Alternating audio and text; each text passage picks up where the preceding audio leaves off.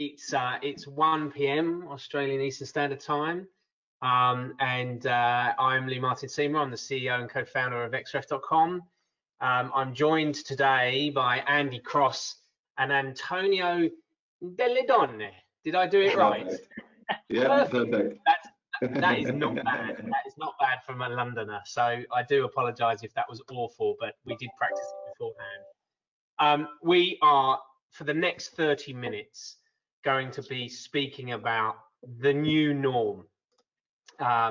So in terms of the new norm, this is obviously my new norm, and this is Andy's new norm, working from home. I think, Antonio, you're in the office, but you know, for me, the shirt's changed and the beard's got longer, and you know, COVID has been kind to the Seymour household. So look, we've got 30 minutes, and I'm going to kick straight off with some questions about you guys at WSP. You know, I think talent acquisition within Xref has certainly been a very active pipelining talent for when we do, as a world, return to some kind of normality, whatever that looks like. So I can imagine you guys have been tremendously busy, and it's fantastic to be able to hear from you today. So thanks in advance for spending the time. The first question out the gate this morning, or this afternoon, should I say? You know, big changes. What does the workplace at WSP, you know, since COVID hit back in early March, what does it look like for you guys now? Yeah, so in terms of office activations, all our offices have been activated, apart from obviously Melbourne, for obvious reasons. So Brisbane this week just got reactivated, and here in Sydney we've been back in the office for the last 4 to 6 weeks now. So myself and Andy, we've been coming in 2 days a week, and we're obviously encouraging staff to come back. There's a bit of a roster system happening at the moment, and you know, there's no obligation for everyone to come back at the moment, but we're starting to see, as the weeks are going by, more people coming back into the office, and it's just really nice and refreshing just to see people back in the office, having that human contact and bumping into colleagues, and you know, just sharing some experiences that they've gone through in the last few months as well. I've got some interesting insights as well. We did a bit of a pulse check as an organisation, just to kind of see and feel how some of our people felt with the new sort of working from home situation, and some interesting numbers came out. So 92% say they would like to work from home at least sometime. And we looked at some of the days that our staff are happy to work from home, and it looks like 2 days per week seems to be a common thing amongst our staff for individuals to come back. So we could see that obviously being a bit of a pattern moving forward as well. Our IT systems have largely performed very well. So 91% of our staff found that connecting to our systems was a pretty seamless way for them. It was really easy. They didn't have really many issues. And I think that really stems from the fact that the businesses always encouraged individuals to work from home. I've been working here nearly 6 years, and you know, working from home has always been something that has, you know, been pretty much allowed. And you know, when I work from home, the IT infrastructure is pretty much set up. I can, you know, pretty much log in like I do in the office. So that's really, I think, helped us and helped our staff sort of make that transition to working from home. Yeah, that's nicely segued into the next question. And Andy, you know, you perhaps can sort of answer a bit of this as well. You know, I think working from home is tremendously difficult, and you know, as an environment, as a collective around the world, we all had to do it together. We were never going to do it in pieces. We all had to get sent home together and work it out for ourselves. You know, I, for one, you know, I've sat in cold, windy rooms launching a couple of businesses in my career, and it's not for the faint-hearted, especially when you have small children running around, and you know, for some of us, homeschooling. So it has been a bit of a juggle, and it's really interesting, Antonio, that you say that the appetite is to work at home for 2 days a week, and I can echo that, because I think that's similar to Xref, maybe 2 or 3 days at home. We certainly miss that interaction, but I think people have redesigned their lives, and they're looking for different houses when they go house shopping, and they're looking for, they're sort of, they might be going to the gym for 2 hours during lunchtime and working till 7:30. This is the new norm. What do you think, Andy? How's it impacted the way that WSP works at the moment? Yeah, I mean, you're very right, Lee. It's forced people to look at what's important to them and how they can get that balance between work and the rest of their lives. And we've talked to everybody about just having an open mind, just being open to the fact that we don't know when this is going to end. We don't know what it's going to look like in an end state, and we're certainly not at that point yet. So being flexible, talking to each other, and just being comfortable with having those open conversations. There's a bit of a fear, I think, around, and it's funny because we talk about the people in the office at the moment, and we've got 4 floors in World Square, and we're one of the first companies to reactivate in that location. And each floor would take maybe 200 people. And tracking who's been coming in the office, I think the maximum we've had on any day is 60 people. So 60 people across 4 floors. But if I walk past somebody who I don't know, I'm moving to the side. Like, there's not enough space in that office for me to get past them. So there's a real fear of kind of how to interact with people. And I think that's challenging people to question how they're going to work moving forward. In terms of what we've done and how it's impacted our business, I mean, we've noticed obviously that demand for recruitment per se has dropped off. It hasn't died completely. So we had a few weeks of pause when all this first craziness hit, and then it started to pick up again. But we're probably at a third of what our typical volume would be. So we've had to adjust as a team, and we've had to kind of pivot, which is the new hot word, if you will, into different areas. So when we first came home, I created the biggest list of projects that I could come up with, pushed that to the team and said, let's choose what we want to work on. What are you interested in? What can we look at that will add some value to the to the recruitment processes, but also kind of give people an anchor to focus on things. And then as we got a bit more settled and people got comfortable with how they were communicating and how they were interacting with their teammates, we were able to kind of extend that into other areas that would help the business. So we've just been really cognizant of saying to the business, how can we help you? And having a lot of my team come from agency recruitment backgrounds, one of the things that we've been able to do is use the business development and cold calling skills that people have had and probably used to hate doing. They're quite comfortable now picking up the phone, and they've been doing some cold calls on behalf of the business just to explore areas of work. So, it really is everybody in this together and trying to do whatever we can to help each other. Look, I think, it's really nice that you said that, Andy, that, it's on an individual basis. When we wrote in contracts, 8:30 to 5:30, Monday to Friday, that's your contract. We were sort of defining them as different human beings during the day as they were, you're in my home right now, right? You're in my home. And I think what it's allowed us to do is become ourselves. And because we're working odd hours, but I think people have adjusted to that. Whether we do the Spanish thing and have a little nap in the afternoon is up to us. Can I tell you a quick funny story, Lee? And this goes to that flexibility around people's working day now, because I know this individual works long hours and works probably different hours. But I got the biggest chuckle the other day when I jumped onto Instagram and saw somebody's story. And there's a member of my team, and I wouldn't want to embarrass him, so let's just, for argument's sake, call him Daniel Yip. He was out walking his dog around Rushcutters Bay, and he's actually got a dog that has its own Instagram account, so you can kind of picture the scene. Anyway, his dog jumped over the seawall, unknowing that there wasn't any land on either side, and plunged into Sydney Harbour. And so Dan had to jump in and rescue him. And it was kind of like one of those funny YouTube videos where somebody's leaning over. There's like a chain of people trying to pull Dan and the dog out of the water. And the tide was low, so it was only a couple of feet deep. But that made my day, because I saw him. He'd gone out for his lunchtime walk to clear his head. And this obviously happened to him. So, yeah, very, very different what we're doing in the day now.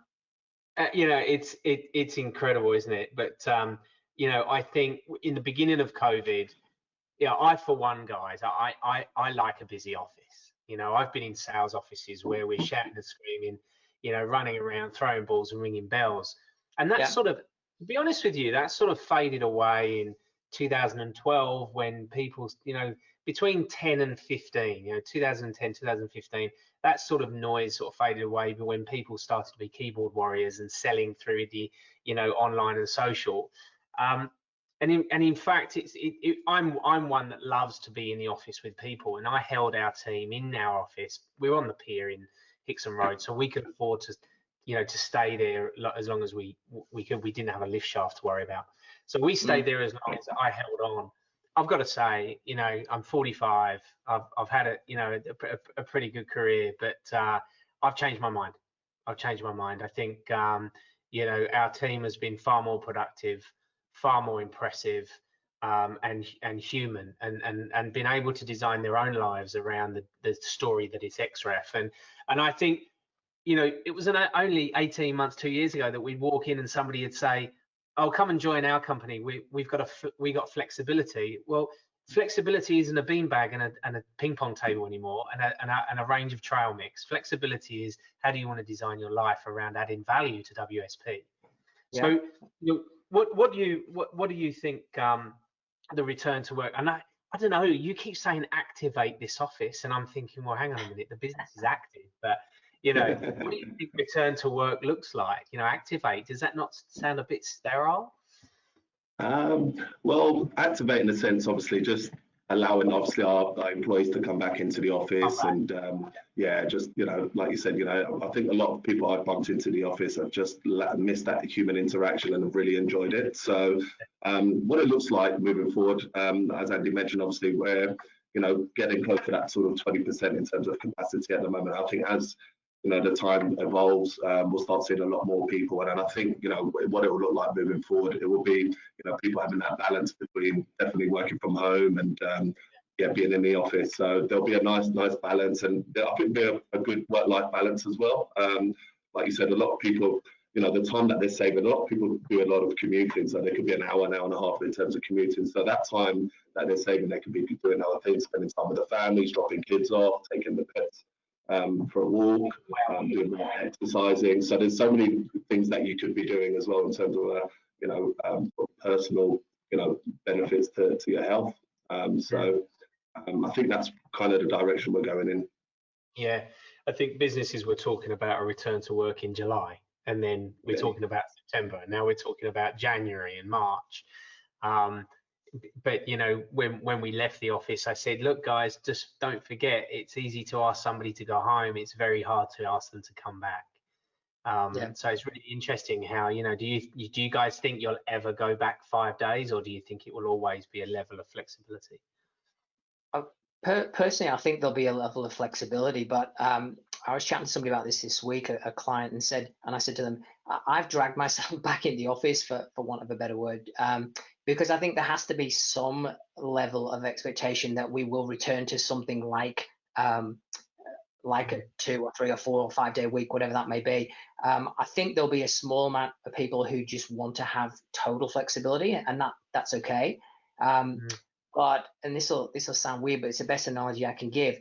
I was finding that I'd get to a Friday, and Saturday's around the corner, but you know what? It's just another day. I'm still at home. And I used to love my Saturdays because I'd go to work on a Friday just to get through a Friday to have my weekend. And there's something psychological about that making the effort to get up in the morning, get on the train, come to work. It may not be as productive. I may lose an hour and a half in travel time, but it actually is good for your psyche to do that once or twice a week, I think. I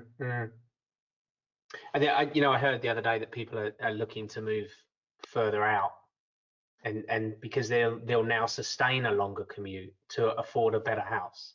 Yeah. If they're coming in 2 days a week, then they'll sit on a train from Newcastle. I mean, I've personally got probably about 4 or 5 friends that have actually moved up to the Central Coast, places like Avoca, Cabana, and obviously because the Airbnb's been affected as well, so they've managed to get really big places, and obviously working from home. So being able to work from home, and they're enjoying the larger space from the houses now, and and that's where I see a lot of people considering buying houses outside of Sydney, because obviously the cost of houses here is pretty high. So maybe from a TA point of view, does that then widen your remit? Does that widen your search? Yeah, Should be, you know, defined in where we're looking for talent. I mean, from our perspective, I mean, because we're located pretty much in most of the major cities in Australia, so we're not really sort of constrained around location. We never have been. I think what will be quite interesting is that some candidates might even consider, you know, looking overseas, maybe working for us here, but being based somewhere overseas as well. So that could be where things move to as well. But you know, in terms within Australia, yeah, we're not really confined by the location. We can have someone working in an Adelaide office, but working on Sydney projects for us. So that's never really a strong constraint for us. Yeah. So yeah, good point. Now, I'll ask this one, and you know, guys, there's no one listening. You can just tell me. What lessons do you think? You know, I've just shared one with you. I've changed my mind on what office environments would like. But what do you think? You know, what do you think lessons? You know, the lessons you've learned since during COVID. I mean, I think it's funny you said that, because I was thinking about this and going, you know, we don't have the answers, and particularly if this is being recorded, I'd hate to be the person who got it wrong. Yes. But I think what we've learned really is that what I've learned is that it's about having open and I guess purposeful conversations and using that as your communication style. And that'll be really easy for some people, but for others it'll be more of a challenge. And you know, you just got to think about the amount of times when you have a problem and you start doing the email backwards and forwards, and then you go, you know what, let's just sit down and work it out. And when you can't do that physically, that's going to create challenges for people. I think that, you know, generally as a people leader, what I'm seeing, and it shouldn't be a big surprise, but it's that people want to be successful and valued in whatever environment that they're in. And so, you know, our role is to try and facilitate that and to help them. So give them the trust, help them build their confidence to work in this new, you know, environment. And, you know, you can't really go wrong if you take that approach. We did a few little practical things when we first went into lockdown, which are not revolutionary, but they just made such a difference. So each week in our team meetings, we got each person each week to present about themselves. So 10-minute presentation with pictures, and it was meant to be fun, but it was about where they came from, what their background was, their parentage, what triggers them, how you can get the best from them, what their style is. And it was just really revealing to help gel that team together when we were physically sat in our own little living rooms. And then we pushed that out. Once we'd gone through everybody, we took it to the next stage, and we actually asked people to test our new video software by answering questions each week, but using the software. So it gave them the opportunity to see it as a user as well. And so again, it's just that open communication and getting people to share in different ways that I think has really helped. Yeah, we did a similar thing through the keyhole, which was fantastic, just to get to know people that, you know, things that you don't know when you're sat in the same office. Yeah. Yeah, just on the communication side of things, I think what's been really handy and helpful from our perspective as well is that we've had regular updates from our CEO as well. So when there's sort of initial sort of COVID kicked in, we would get updates every Tuesday and Thursday, really detailed updates about, you know, mental health, what the business is doing, how we can support our staff. And obviously as the restrictions started to loosen a little bit more, those communications have gone to every Thursday. And speaking to many colleagues and staff, they've really found that, you know, really open communication, transparent communication, really, really useful. And, you know, lots of useful tips around training. And as I said, you know, we do mental health Mindful Mondays at the moment for staff as well, which has been really, really well received as well. So I think real regular open communication has been really, really good for us. Yeah, isn't it funny how we concentrate on communicating better when we're not together? When we're not face to face, yeah.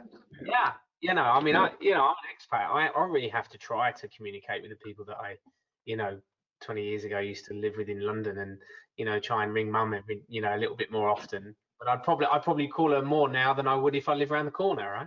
Yeah, we communicate a bit better when we're further apart. So in terms of communication, and I want to ask the next question. What sort of new technologies do you guys, have you adopted, or on the flip side, have you thrown out because they're just not relevant?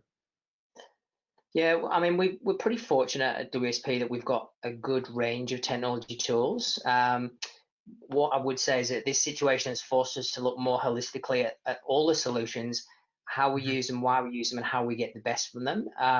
So we haven't done anything revolutionary, but we've really kind of looked at each and gone, what are we using this for, and how do we get the best out of it? So, our ATS, we've been really focused on talent pooling and on communicating with our talent community and with those pools, irrespective of whether we have jobs or not. It was about that communication channel. I mentioned we dipped into video interviewing for our grad process. It worked so well that we've expanded that across to other areas of the business. We've looked at our testing tools, so cognitive awareness, personality preferencing, just to add an extra layer of information to the hiring process, given that we've lost some of those physical interactions that we would normally have. And then when we get to obviously the back end stage, so the offer management, the reference checking, obviously we work with Xref. Those tools have been pivotal for us to get things to just move seamlessly. And I've said to some of the guys at Xref when we catch up, one of the most telling things that I ever say to a vendor is it just works. And if it works, great. That's what you need. Simplicity is the key, I think. Yeah, you wouldn't be talking to me if it didn't. Yeah. Who's that guy? Yeah, look, I think irrelevant of naming product names out there. I think when you are recruiting in this, in a pandemic, some of the technology that you use really does surface as business critical rather than nice to have.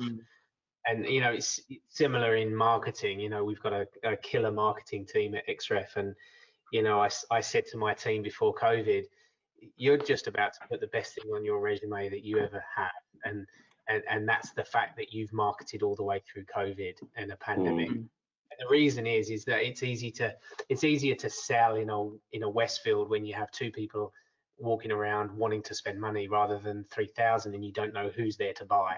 So marketing's really interesting, and it's I think anybody that's worked all the way through COVID has certainly got a feather in their cap. Interesting about the fact that you mentioned graduates, Andy.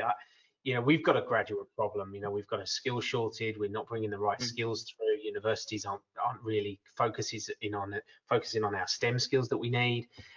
We've got a bit of a brain drain. We had all these problems, and now how are we going to be in the office enough to train these graduates and develop these graduates into the people that we need in 5 years? I don't know. If we're not there, who's going to, us three, we can work from home, we can sort ourselves out, right? But people need training. They need daily management, and these people are the ones that I worry about. So let's move on to the next two questions. We've got, if any listeners, we're 32 minutes, we're a little bit over, but we have only just got two more questions. I'm going to try and roll them into one. How do you bridge the gap around diversity and inclusion, and how does that apply itself through what we've been going through? So from a WSP perspective, what we've done in order to sort of bridge the diversity and inclusion gap, a number of different initiatives from a talent perspective, but also from a HR or people perspective. I'll just touch on a few points from a talent perspective, just making our adverts a lot more gender neutral as well. Some of the language that we're putting in our adverts, making it a lot more, as I said, neutral and attractive to everyone, making everyone feel inclusive, because obviously we're a very, very diverse workforce here. Also, what we've done and implemented as well, making sure that our interview panels are diverse as well. Historically, we tend to have had one of each sex. So now we're making sure that we've got representation, best representation from each sex as well, which has been good as well in terms of gender. Sorry.